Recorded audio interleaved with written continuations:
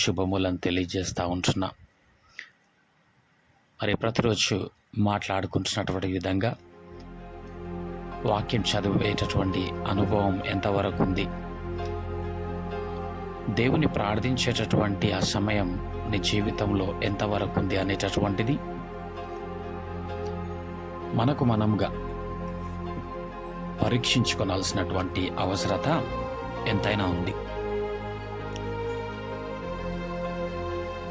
మనము చదివేటటువంటి కొద్దిపాటి వాక్యము, ధ్యానించేటటువంటి ఆ కొద్దిపాటి వాక్యము, చేసుకునేటటువంటి కొద్దిపాటి ప్రార్థన జీవితంలో ఎప్పుడైనా ఏదైనా చిన్న కష్టము కానీ నష్టము కానీ ప్రాప్తించినప్పుడు అనేకులు పలికేటటువంటి మాటలు ఏంటి అనేసి అంటే, దేవుడు ఎందుకు ఇట్లా చేస్తున్నాడు, దేవుడు ఎందుకు అట్లా చేస్తున్నాడు, దేవుడు ఇట్లా ఎందుకు చేయడం లేదు, దేవుడు అలా ఎందుకు చేయడం లేదండి అని దేవుణ్ణి ప్రశ్నిస్తూ ప్రశ్నార్థకమైనటువంటి జీవితాలను జీవించేవారు అనేకులుగా ఉన్నారు. అంతేకాదు, అందులో అనేకులు దేవుణ్ణి దూషించేటటువంటి వారు కూడా ఉన్నారు. నాకే ఎందుకు ఇట్లా జరుగుతుంది ప్రభువా, ఏం చేస్తున్నావు నువ్వని దేవుని ప్రశ్నించేటటువంటి వారు, నిందించేటటువంటి వారు, దూషించేటటువంటి వారు, దేవుణ్ణి ద్వేషించేటటువంటి వారు, దేవుణ్ణి విసర్జించి బ్రతికేటటువంటి వారు అనేకులుగా ఉన్నారు. అందులో ఒకవేళ నీవుగానున్నావా? ఒకవేళ అట్టి విధమైనటువంటి మనస్సు, అట్టి విధమైనటువంటి మాట తీరు గనక మన జీవితంలో ఉంటే, ఒకసారి ఈరోజు మనము చదివినటువంటి ఆ యొక్క లేఖన భాగాన్ని, మనకు అనుగ్రహింపబడినటువంటి వాక్యాన్ని మనం ఒకసారి చూసినట్టయితే, పౌలు జీవితంలో మనం ఒక మాట చదువుకుందాం. దానికి ముందుగా ఈ విధముగా జీవిస్తున్నటువంటి మన జీవితంలో ఏమి చేస్తున్నాం, అసలు ఏమి చేయువారమై ఉన్నాము అనేసి అంటే, ఏమండి, ఈ భూమి మీద మనలను దేవుడు నియమించింది, మనల్ని సృజించిన దానికి గల కారణం దేవుణ్ణి మహిమపరచడానికి, దేవుణ్ణి సంతోషపరచడానికి, దేవుని కార్యములు చేయడానికి, దేవుణ్ణి ప్రకటించి ప్రచురించడానికి, అనేకుల జీవితంలో మనము మాదిరిగా బ్రతకడానికి ఈ లోకంలోనికి మనము వచ్చి ఉన్నాము అనేటటువంటి మాటను దయచేసి మనందరం కూడా ఈ సమయంలో ఒకసారి జ్ఞాపకము చేసుకొనవలసిందిగా మనవి చేస్తూ ఉంటున్నా. నువ్వు ఈ లోకంలోనికి వచ్చింది నీ సొంత కార్యములను చేయడానికి కాదు, కానీ దేవుని కార్యములను చేయడానికి వచ్చినాం. మరి దేవుని కార్యములను చేయడానికి వచ్చినటువంటి మనము ఎవరి కార్యములను చేస్తున్నాం అంటే, మన సొంత కార్యములనే చేస్తున్నాం. పగలంతా ఎంతో కష్టపడుతున్నాం మన కొరకు, మన కుటుంబాల కొరకు, ఏమండి, భర్త కొరకు కావచ్చు, భార్య కొరకు కావచ్చు, వీరిరువురు కలిసి పిల్లల కొరకు కావచ్చు.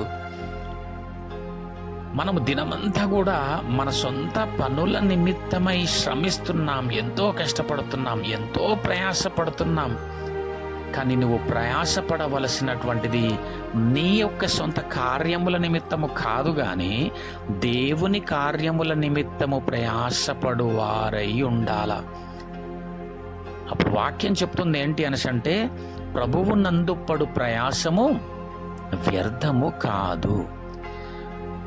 మీరు ఫిలిప్పు 2:21 కూడా గమనించినట్టయితే, మనుషులందరూ అని రాస్తుందండి అక్కడ. ఎందుకంటే ఎందుకు ఈ మాట చదవాల్సి వస్తుంది, మనం ఈరోజు ధ్యానించాల్సి వస్తుంది అనేసంటే, మనం సమర్థించుకునేటటువంటి వారమై ఉంటాం. ఏం మాట్లాడుతున్నారండి, లేదు నేను అట్లాంటి వాడను కాదు, నేను అలాంటి దానను కాదు, లేదు అని మనముగా తప్పును సమర్థించుకునేటటువంటి వాడై ఉన్నాడు మనిషి. ఇక్కడ వాక్యం చెప్తుంది మనుషులందరూ అని రాస్తుందండి. మనుషులందరూ వారి సొంత కార్యములనే చూచుకొనుచున్నారు గాని యేసుక్రీస్తు కార్యములను చూడరు. ప్రియమైనటువంటి దేవుని వారలారా, కానీ మనము ఈ లోకములోనికి వచ్చినది దేవుని కార్యములను చేయడానికి, దేవుని పనిలో ఉండడానికి. పురుషుడట దేవుని పనిలో ఉండాలంట. ఆ పురుషుడికి అనుగ్రహింపబడినటువంటి సాటి అయిన సహాయకురాలైనటువంటి భార్య ఆ పనిలో సహాయకురాలుగా ఉండాలంట. అంటే కుటుంబం ఎంతవరకు ఇటు విధంగా దేవుని పనిలో ఉంటున్నారో, ఆ దేవుని పనికి సహకరిస్తూ ముందుకు నడుస్తూ ఉంటున్నారు. మనం ఒక చిన్న సమస్య వస్తేనే, ఒక చిన్న ఇబ్బంది కానీ, ఇరుకు కావచ్చు, అవమానము, నింద, దూషణ, వెలివేత, ఆకలి దప్పులు, ఏదైనా ఇటు విధమైనటువంటి వ్యతిరేకత మన జీవితంలో కలిగినప్పుడు మనము దేవుణ్ణి అట్టి విధంగా ప్రశ్నించేటటువంటి వారంగా, దూషించేటటువంటి వారంగా, విసర్జించేటటువంటి వారముగా ఉన్నాము. కానీ ఇక్కడ పౌలు గారు ఏమంటున్నారో, ఈరోజు మనకు అనుగ్రహింపబడినటువంటి ఆ యొక్క వాగ్దానమును, దేవుని వాక్యమును మనం చూసుకుందాం. అపోస్తల కార్యములు 21వ అధ్యాయంలో ఇక్కడ అగబు గారికి దర్శన రూపకంగా వచ్చినటువంటి ఆ యొక్క దర్శనాన్ని చెప్తా ఉంటాడు. ఏమండి పౌలు గారు, మీరు యెరూషలేముకు వెళ్ళినారంటే నడికట్టు ద్వారా తీసి, ఇదిగో చూడు ఒకసారి 11వ వచనం, అతడు మా యుద్ధకు వచ్చి పౌలు నడికట్టు తీసుకొని తన చేతులకు కాళ్లకు కట్టుకొని, యెరూషలేములోని యూదులు ఈ నడికట్టు గల మనుష్యుని ఈలాగు బంధించి అన్యజనుల చేతికి అప్పగింతురని పరిశుద్ధాత్మ చెప్పుచున్నాడనెను.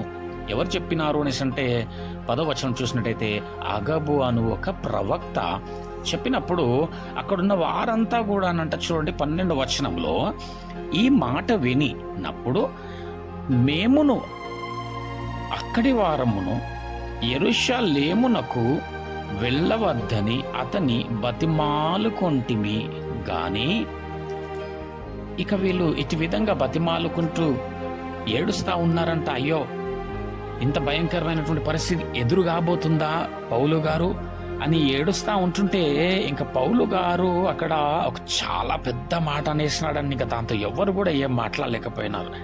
ఏమన్నాడంటే 13వ వచనంలో, పౌలు ఇదెందుకు మీరు ఏడ్చి నా గుండె బద్దలు చేసెదరేలా, నేనైతే ప్రభువైన యేసు నామము నిమిత్తము, చాలా జాగ్రత్తగా గమనించండి ఏమంటున్నాడు చూడండి, నేనైతే ప్రభువైన యేసు నామము నిమిత్తము యెరూషలేములో బంధింపబడుటకు మాత్రమే కాక, ఏమండి నేను కేవలం అట్లా మీరు ఇప్పుడు ఆ దర్శనము చెప్పినటువంటి విధముగా, మీరు వింటున్నటువంటి విధముగా జరుగుతుంది కానీ అట్లా నేను దాని కొరకే గాక, అట్లా బంధింపబడుటకు మాత్రమే గాక చనిపోవుటకును సిద్ధముగా ఉన్నానని చెప్పాను. ఏమండి, పౌలా వెళ్తే భయంకరమైన శ్రమనండి, వారు పట్టేసుకుంటారు, మిమ్మల్ని కట్టేస్తారు, కొట్టేస్తారు, చంపేస్తారు వాళ్ళు అంటే, వారు కట్టేయడమే కాదు, అతి శ్రమ ఎదురవడమే కాదు, దాని కొరకే గాక నేను దేవుని కొరకు చావడానికి కూడా సిద్ధంగా ఉన్నాను అంటున్నాడు. ఎంత గొప్ప మాటనండి. ఏమండి, అనగలరానండి ఎవరైనా ఇప్పుడు భూమి మీద ఇట్టి మాట ఆత్మచేత మనసు పూర్వకముగా అనలేరండి కదనండి. కాబట్టి మన జీవితాలు ఏ విధంగా ఉండాలనేసంటే, మొన్నటి దినమున్న రొట్టె ద్రాక్షరసం అనేటటువంటి అంశంలో నేను చెప్పడం జరిగింది. నువ్వు బాప్టిజం తీసుకున్నప్పుడు దేవుడితో ఇచ్చినటువంటి నిబంధన చేసిన యొక్క ఆ నిబంధన ఒడంబడిక ఏంటో తెలుసా? ప్రభువా, నీ సహోదరుడనైనటువంటి నా కొరకు నువ్వు ఏ విధంగానైతే చనిపోయినావో, నేను కూడా ఇదిగో నాయనా ఈ బాప్తిజమం ద్వారా నేను చనిపోతున్నాను, తిరిగి జీవించనయ్యున్నటువంటి నేను నీ నిమిత్తము నా సహోదరుల నిమిత్తము సహితము ప్రాణం పెట్టబద్దుడను ప్రభువా అని నీవు దేవుడితో ప్రమాణం చేసినావు. అది నువ్వు చేసినటువంటి వాగ్దానం, దానిని జ్ఞాపకము చేసుకొనుటకు నీవు దీన్ని చెయ్యాల. ద్రాక్షరసం, రొట్టె బల్లల పాలు పొందాల. ఎంతవరకు జీవిస్తున్నామండి? ఎంతవరకు ప్రభువు కొరకు ప్రాణము సహితము నేను పెట్టబద్దురాలను ప్రభువా, ఈ శ్రమ ఏంది ప్రభువా, ఈ ఇబ్బంది ఏంటి ప్రభువా, ఇదే కాదు ప్రభు, నా ప్రాణం పోయినా సరే గాని నేను నీ యందు నిలబడతాను ప్రభువా అని అనేటటువంటి వారు ఎంతమంది అని అడుగుచున్నాను కదనండి. అందులో మనం ఉన్నామంటారా అండి? చాలా మంది చిన్న సమస్య వస్తే ఎన్నో ప్రశ్నలు, ఎందుకండి ఇట్లా అవుతుంది, ఎందుకండి దేవుడు అట్లా చేస్తున్నాడండి, ఏం దేవుడు అండి, నేను ప్రార్థన చేసుకుంటానండి, నేను వాక్యం చదువుకుంటానండి, నేను బాప్తిజం తీసుకున్నానండి, నేను వారవారము చర్చికి వెళ్తా ఉంటానండి, అయ్యో నేను మంచి కానుక వేస్తున్నానండి, ఎందుకండి నాకిలా? ఏమండి, వాక్యము చాలా జాగ్రత్తగా గమనిస్తూ గ్రహిస్తూ చదవాలనండి. ఎవరికి వస్తాయి ఇబ్బందులు, ఎవరికి వస్తాయి నిందలు, దూషణలు, వెలివేతలు అనేసి అంటే ఆ యోహాను సువార్తలు 15వ అధ్యాయంలో 17వ వచనంలో నుంచి మాట్లాడతారు దేవుడు. నేను ఏర్పరచుకున్నటువంటి వారికి, నేను ఏర్పరచుకున్నాను మిమ్మల్ని లోకంలో నుంచి, మిమ్మల్ని వేరు చేసుకున్న, అందుకే లోకం మిమ్మల్ని ద్వేషిస్తుంది. చాలా అద్భుతమైనటువంటి విషయం అండి.